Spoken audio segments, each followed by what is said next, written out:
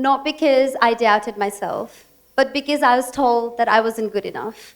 I was told that I didn't fit in. I was told that I was too weak and I wasn't strong enough. I did not let those words get to me. If I would have listened to those voices, I would not have been standing here today. I'm not going to talk about trophies and success because that was not my life. I'm going to talk about failure, my failure. When I was in year 8, I got 9 out of 100 in optional maths. 9 out of 100. The whispers, the embarrassment, the look in everyone's face. I had to sign those papers and get my parents signed and take it to the college the next day. I was scared. I was frightened. As I handed those papers to my dad, he looked at me and then he said, "Next time we'll aim for 2 digits. It's okay, you got this. If not you, then who?"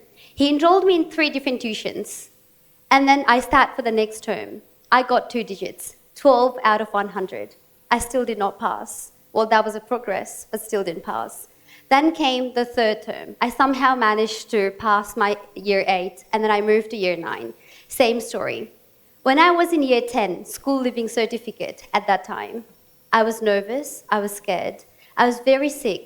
I still remember sitting for my optional maths exam.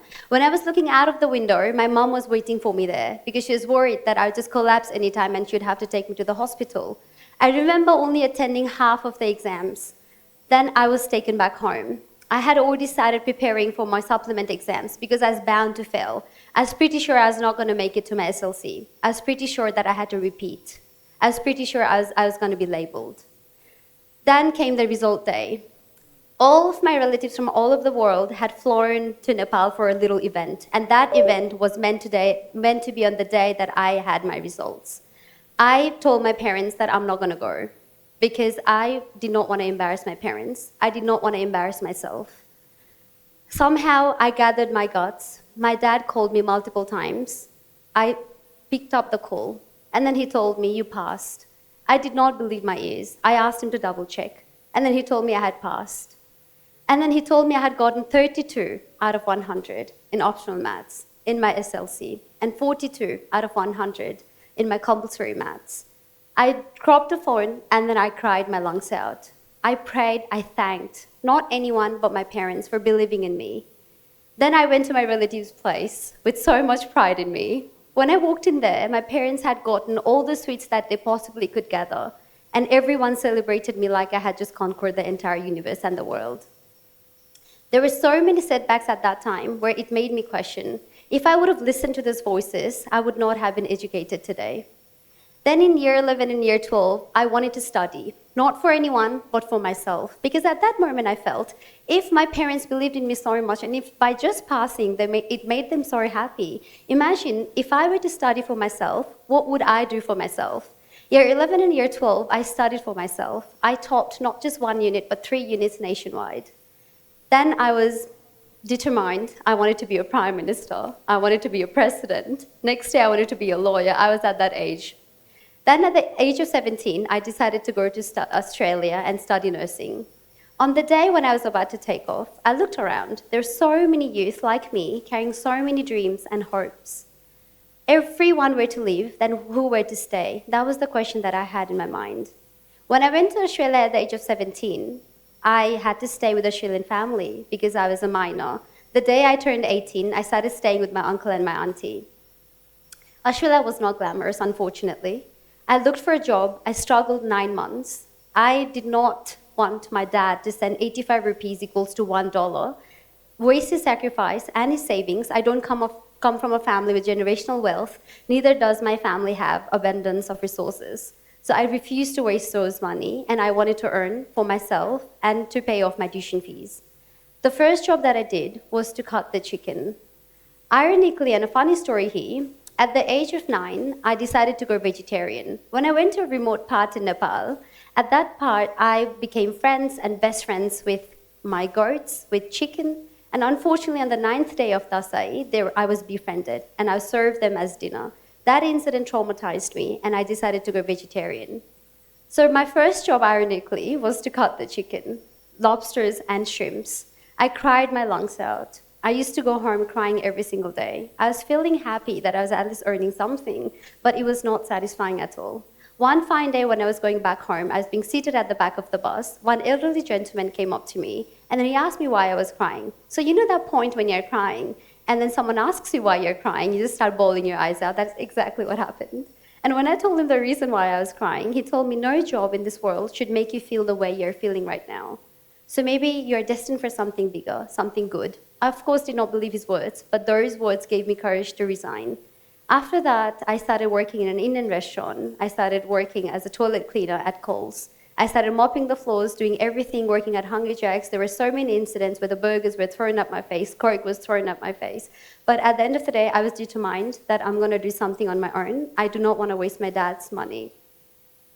Long story short, I then graduated back in 2021, and then I thought, okay, now it's about time that I'm going to get a good job that I have studied all my life for. Unfortunately, on 2018, on my 19th birthday, I was the first person ever in this whole united world that my dad used to call on my birthday. On that very day, he did not make a phone call, and I did not know why. I called my mum, and then I asked my mum why my dad hadn't called me. And then she told he was busy, and he would call me. My dad was in India, so I thought maybe it was the network issue or something, but then I was resenting my dad.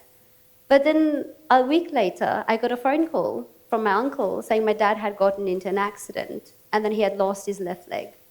That incident made me believe and made me think no job, no title, nothing in this world is worth more than being with your family.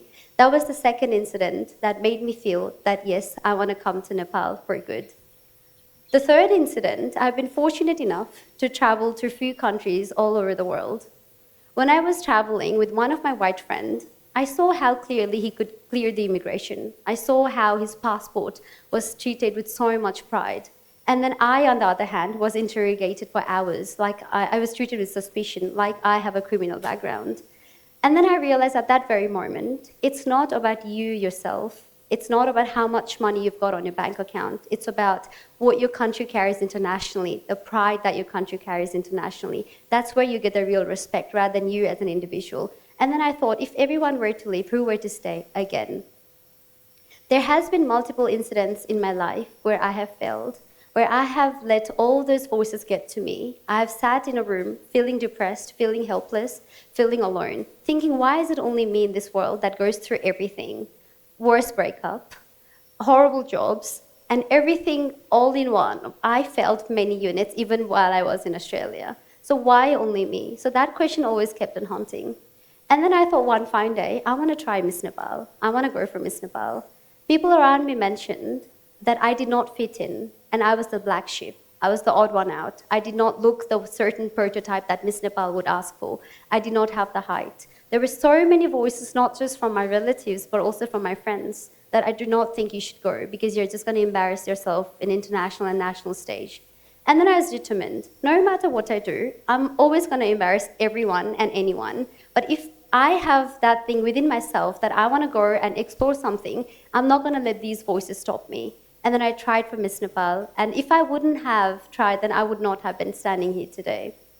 So when I thought about all these incidents that I want to come back to Nepal, I thought, yes, I did nursing for my bachelor's, but what can I do, a transferable skill that I can actually come back to Nepal and give back and reinvest? Then the philosophy of learn, earn, and return was born. So when you go abroad, you learn, you acquire the skills, resources, and also your experiences, but then eventually you come back to Nepal to reinvest those skills, may it be physically or virtually. At the end of the day, no matter where you go, your identity stays with you, and your identity is Nepali. Even though I was eligible to get an Australian passport 3 years ago, I thought my biggest asset in this world is not my land or my house. It's my identity, it's my asset, it's my passport, my Nepali passport. Yes, unfortunately, it's quite weak at this stage, but if everyone were to think that way, and if everyone were to go abroad, then there's going to be no one in Nepal to reinvest their skills here. I want to say something, and I want to end by saying where I started. If it's not you, then who? If it's not now, then when? If I would have stopped and if I would have listened to those voices when I had just gotten 9 out of 100, I would not have been educated. If I would have listened when I was rejected from so many jobs, then I would not have been able to work as a nurse. If I would have listened to those voices where people told me I did not fit in and I was the black sheep, then I would not have been standing here today as Miss Nepal 2025. So at the end of the day, you've got the entire universe within yourself. There's so much light within yourself to guide you, to lead you, and to show the path. There are going to be voices around you telling that you're not good enough and you cannot do it. There's always going to be someone, and you cannot please everyone. At the end of the day, if you know what's right for you, and if you were to look deeper within yourself, then there's always going to be a light to guide you. Having said that, thank you so much for listening. Thank you.